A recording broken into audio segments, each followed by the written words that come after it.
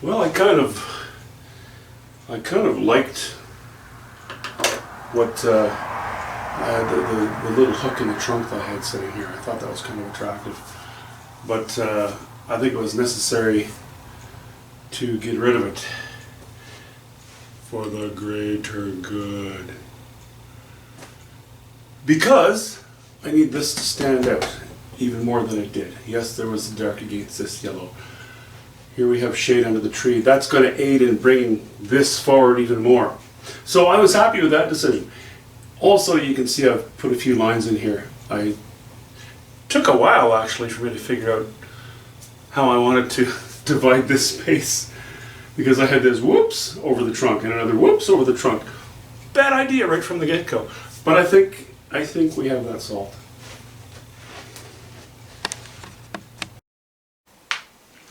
Well, I was talking about avoiding hard edges on the trees that are a little further back earlier as an aid, partly to give them shape. We've arrived here, our most foreground foliage. There are going to be hard edges all over the place, because it'll work okay. I know the angle of the camera is not the best for viewing, but I need to have it this way for painting. So we're just going to leave it. We're just going to leave it where it sits right now. I know you're getting a bit of glare from the light shining above it. I cannot raise my tripod any further, so I'm not going to worry about it, as I said.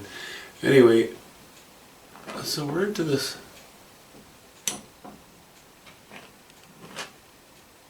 bit of foliage, and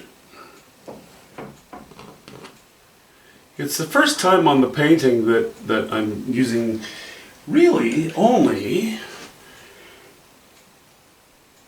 ultramarine blue and yellow ochre. Now, it's not quite true, because I am in spots putting in little hints of burnt sienna. Not a lot though.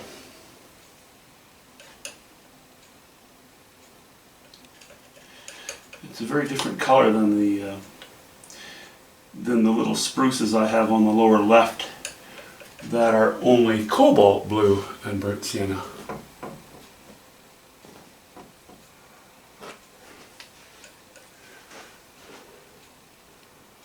Yes, they're both green, but my goodness, they're very different.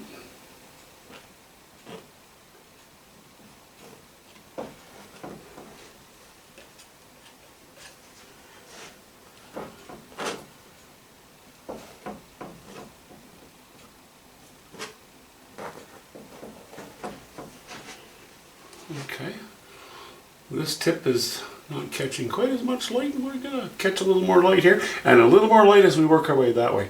This mass of lines has become, or is it really more of a mess of lines, has become a bit confusing. So, but you know, it's only because you don't know what I'm going to do yet. I have my own ideas about it, and well, you know, we'll just have to be patient, bear with me, and we'll see how things go here. I'm allowing some of my outlining to be a little thicker as well, because of the fact that this tree is so close.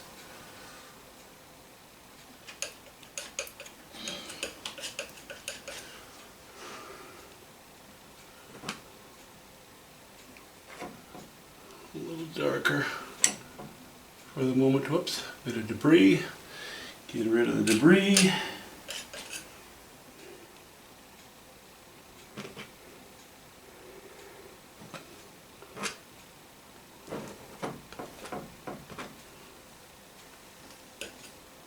That's a little bit dark. A little too dark. We'll go into it with a little more yellow ochre again. Right here. And you know, I think right here as well. Not overwhelmingly, but a little bit.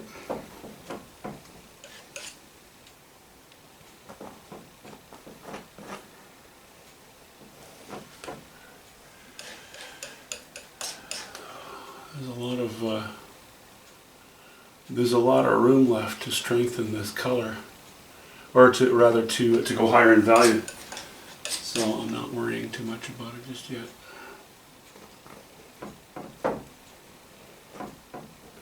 And I'm glad that I have this green washed in fairly dark, because I'm allowing, this way I can allow some of the canvas to show through.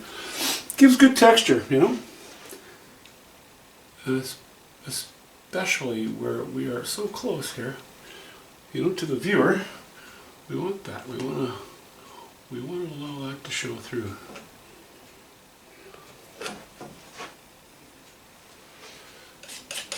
Okay.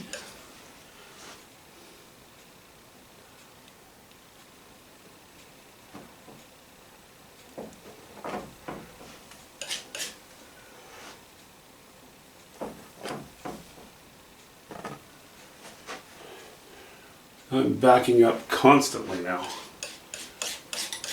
Like, I seriously mean that, you know, a stroke or two and then back up, a stroke or two and then back up. I have to, and it's really only because of the size of the painting that I need to back up and revisit what I've just done. Okay, there's a really skinny part there, really skinny black line, and I'm probably being dumb. I probably don't have to do this, but I'm going to do it anyway. I'm going to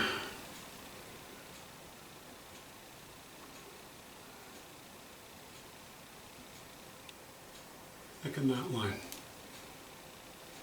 Just, that's it, that's all. A silly little thing which in my mind isn't necessarily that silly. Okay, so I'm just going to carry on with this. I know you're not getting the best view because of the glare from the light. I know it's a short video, but I might publish it anyway. Like I say, the algorithm loves it if I upload something on a daily basis.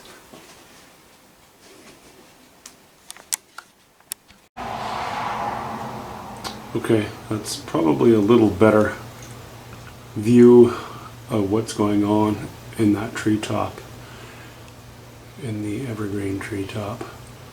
I'm just holding the camera over my head right now, just so you're not seeing so much glare. Okay, whoops, I'm not going to.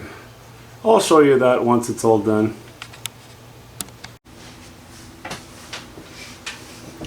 So, the actual reason that I often have just a beard and no mustache is that I have curly hair. When I let my hair grow, it's quite curly. Same goes for my beard and mustache. So what happens with my mustache is it grows out and then grows right back towards my face. So I get these little prickly bits poking into my top lip and in the corners of my mouth. And it's just irritating. And when I eat, it collects food. I just don't like the feeling of it. I like to keep it very clean around my mouth. And I keep the beard because when I'm out on a motorbike, a neck beard, you know, and if I only had a neck beard, that would look really strange. But I keep this unshaven down here for the most part because, you know, when bugs and rocks and what have you nail you in the throat when you're out on your motorbike, it really hurts. So I just leave it at that. It's not a fashion statement. I have no use for fashion statements. I hate beauty. Okay, I probably should rephrase that. Okay, shut up, Phil.